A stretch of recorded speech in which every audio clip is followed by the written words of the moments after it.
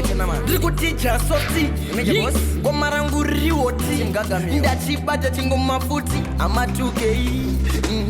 Amatukei Katansi Amatukei Kariguro wana amatukei Ndati amatukei Ndati kadansi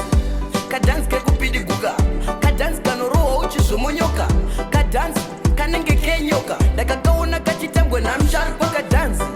Kadansi